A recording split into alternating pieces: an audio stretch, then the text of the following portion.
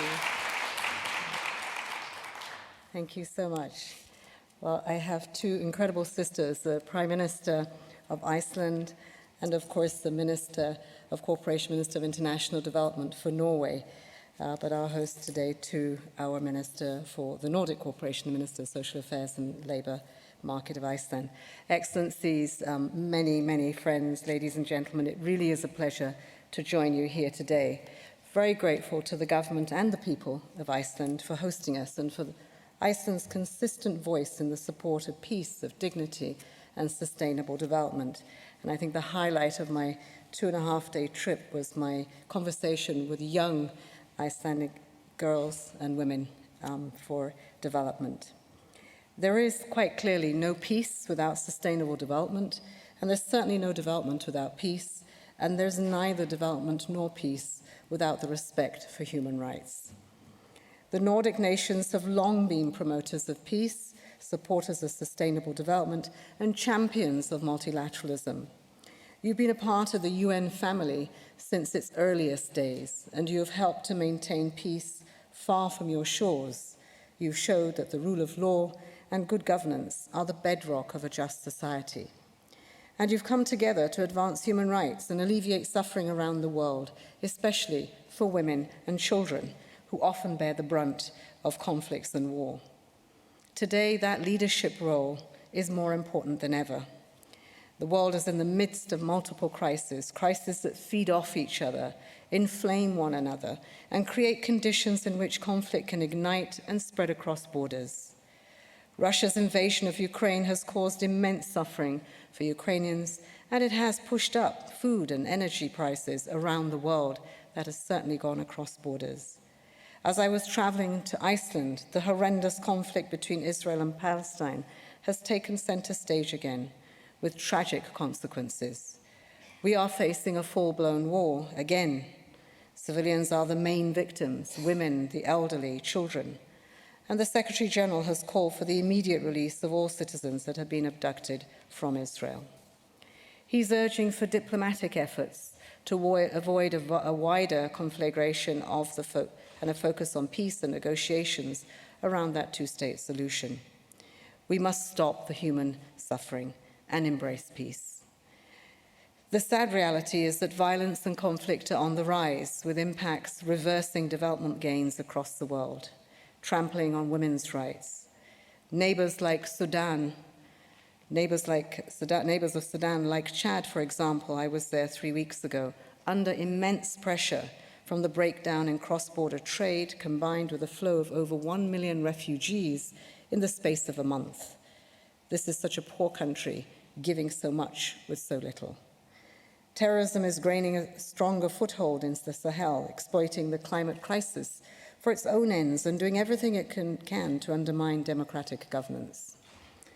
In the Sahel and beyond, changing weather patterns are conspiring with rapid urban expansion in ways that are overwhelming traditional governance mechanisms, which had previously managed to ensure harmonious relations between farmers and herders for generations. It is now clear that we continue to fight for peace on earth, but we must also seek peace with nature. The world has fought nature for too long. It's now fighting back with extreme consequences in the weather that we see, from Pakistan through Spain to Hawaii and many other places. No country is spared. Meanwhile, our economic engine rooms are failing to deliver the decent and dignified jobs that give hope to our youth and address the root causes of conflict. For the first time in a generation, the number of people in extreme poverty has risen. A record number of people are being forced from their homes. Hunger is growing, a result of conflict, COVID, climate, and inequality. And many, many developing nations are drowning in debt and facing financial catastrophe, fiscal deficits that do not allow them to pay for health, to pay for education. Excellencies and friends, these great challenges of our times have two common themes. First, they are born of exclusion, of leaving people behind. And second, they require multilateral solutions. Each of the major issues we face goes beyond the ability of any single nation to manage. Yet at this time, when international cooperation is most needed, it is also threatened. Growing geopolitical divides are putting multilateralism under extreme stress and strain. Our international institutions today are out of date, in particular the United Nations Security Council, that reflects the world as it was 80 years ago, and not the world of today. And skepticism is rising, fueled by the anger stirred when the international community makes promises that it does not keep. The multilateral system, which has done so much to advance peace over the years, is fracturing. And that should worry all of us who care about peace.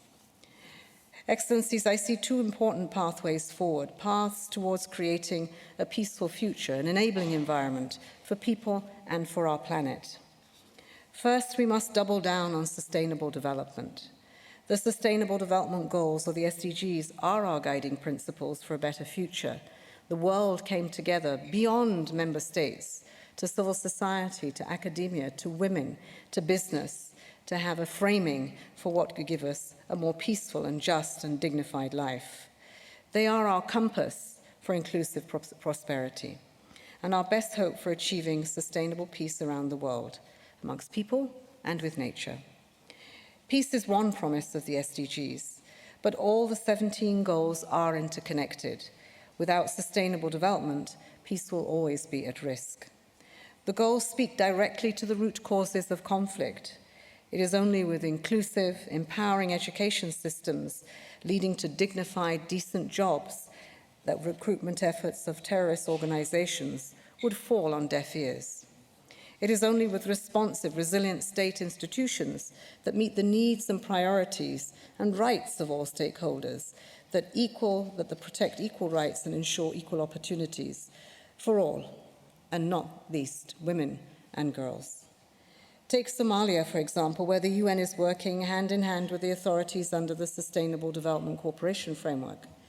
Every step that we take to the fulfillment of the 2030 Agenda is a step towards resilience, security, rights, and prosperity. Every step we take together is a blow to all those who try to force us apart. And so we must implement the 2030 Agenda with its entirety to address the inequalities that fuel conflict, be they economic, social, environmental, intergenerational, political, or barriers that continue to limit the participation of women. Yet the SDGs and climate commitments are today dangerously off track. Halfway to the 2030 deadline, we've only reached 15% of our targets, and the annual SDG financing gap in developing countries stands at almost $4 trillion annually. Countries burdened with unsustainable debt, facing financial ruin, simply can't afford to invest in the SDGs, basic rights for everyone. If we continue at this rate, we fail, and it's as simple as that. The SDGs do need an urgent rescue plan, and it is why the SDG Summit was a centerpiece of this year's UN General Assembly High-Level Week, and I'm pleased to say that it resulted in a powerful political declaration which was very fragile at many points. In fact, it was only just agreed on the morning of the summit, and that several national and global commitments were announced, including from Nordic nations. Thanks to the steadfast support of Nordic countries and other key champions, the UN continues to strengthen its offer of support to member states that are in transition to a sustainable future, so that we do make the goals a reality. The political declaration adopted at the summit called for an improved international debt mechanism, an urgent voluntary rechanneling of special drawing rights, all to enable more fiscal space so that we can attend to the rights of people. It declared support for reform of the international financial architecture, an architecture designed in 1945, surely 75 years later. We must acknowledge that that shelf life has expired. And it welcomed the Secretary-General's call for an SDG stimulus, speaking to ministers of finance, of $500 billion a year to address the SDG financing gap. Together, we must turn these commitments into reality. We must invest in development. And to achieve this, the Secretary-General has called for a leaders group to really help to deliver a set of clear steps that practically can get us a SDG stimulus flowing by 2024, fueling development and not conflict. He has urged this month's annual meetings of the multilateral development banks to see recapitalization and urgent rechanneling of our 100 billion SDRs. We will be there to pass these messages on this week. And so we ask all of you to consider these in support. These are the tools, these are the instruments that we do have to deal with the root causes of conflict, but also to invest in those transitions to peace. Excellencies, ladies and gentlemen, the second path I see towards future peace and prosperity is reinvigorating our multilateral system. For almost 80 years, the multilateral system anchored in the United Nations Charter has been a beacon of hope in addressing global challenges. It has saved lives, it has relieved suffering, continues to do so. It has played a pivotal role in averting a third world war, advancing socioeconomic progress, supporting decolonization, and brokering and keeping peace. And often, Nordic countries have been central to those efforts. And so it is incumbent upon us all to preserve this vital institution for generations to come, to protect the gains. But to do that, we will need also to recognize that while the glass is some full, it is also some empty. We need to reform and transform and revitalize our United Nations. I often refer to that as our global town hall for the global village, for we are connected in ways that we have never been connected before. And we need, therefore, to create a United Nations that is fit for the 21st century. It is fit for our youth of today, our future generations of tomorrow. Our common agenda proposed a summit of the future, which will take place next year. It'll be a moment for leaders like you in this room to recommit to international cooperation and ensure that the multilateral system is fit to face the challenges of today and of tomorrow. The outcome will be a pact for the future, which will set out commitments for a safer and a much more prosperous future. Ahead of the summit, the Secretary-General has presented Member States with a series of policy briefs for consideration, and I hope you will have time to reference them as you go through the meetings over the next 2 days. And I think one of the more important of the policy briefs is the new agenda for peace. It outlines a vision for how Member States can manage geopolitical competition and find pragmatic solutions to global problems that make our collective security system more effective. We have set out a comprehensive set of recommendations for prevention, managing and resolving conflicts, for eliminating nuclear weapons, to developing frameworks to prevent the weaponization of new technologies. It suggests maximizing the capacity and convening power of the UN to bridge geopolitical divides, and strengthening prevention at the national level by linking action for peace with progress on sustainable development. The new Agenda for Peace also suggests action to make peacekeeping much more nimble and more adaptable, more responsive. It presents ideas for how to ensure regional organizations, such as the African Union or ASEAN, have the financial resources that they need to conduct effective peace operations. And it offers a vision for the reform of global governance in peace and security, and that does include the long-awaited reform of the United Nations Security Council, so that it is in line with today's world, revitalizing the General Assembly and strengthening the Peace-Building Commission are also other efforts that must be made. The summit is less than 12 months away, and the negotiations of the Pact to the Future will begin imminently, in a year when we celebrate the 75 years of the UN Charter on Human Rights, in a year when we must remember that the UN Charter begins with we the people. We're urging all member states to work together to aim for ambition and reach agreement on these critical issues. It will always require compromise and genuine, courageous leadership in these difficult times. Business as usual is not an option. We must have those uncomfortable discussions because the solutions can only come out of a discussion and a debate over the realities, and then recognize that the aspirations of the Charter still we have not attained, but are possible. Nordic countries have a unique role to play. You can act as a bridge between North and South, between East and West, a champion on critical issues in negotiations, including the promotion of human rights and the empowerment of women and girls. There is a trust deficit. There are frustrations. But we need to be coming into a room where people are open to have those discussions, that we can agree to disagree, that we can embrace our diversity as a strength and not as a weakness. Time and time again, you have proven that small states can have a big voice and make huge contributions to the world. It was thanks to the voice of small states, for example, that so much progress was achieved in the law of the sea in the recent year. It is also thanks to small states that we are making progress on the Financing for Development agenda.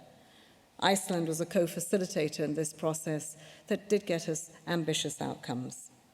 The multilateral system belongs to all countries, and we must collectively find a way to make it fit for the future. This year's 75th anniversary of the Universal Declaration on Human Rights is another opportunity to reconnect around common values that bind us together, the universality and the indivisibility of human rights. But may I also say, the progressive attainment of human rights. Where you may have already been the benchmark for a race to the top, there are many yet to catch up. How can we help to accompany them on that rough road that will eventually get everyone their rights and leave no one behind? The Charter made human rights a central purpose of the organization because the founders understood that lasting peace depended on the fulfillment of the full spectrum of rights. And let us continue to underscore economic, social, cultural, civil, and political rights. It is why the Secretary-General has identified the Universal Declaration as the best prevention tool that we all have.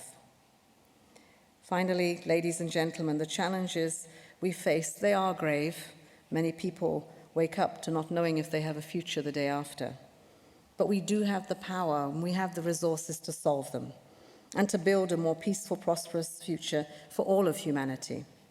It is at this critical moment that I urge us all to embrace the spirit of cooperation, of peace and solidarity that has animated the Nordic nations for so long, and to throw ourselves behind your collective efforts in building a world of prosperity. A world where no one is left behind. A world where multilateralism thrives once more. Excellencies, that is a recipe for peace. And so let's work together to imagine peace and make it happen. Thank you.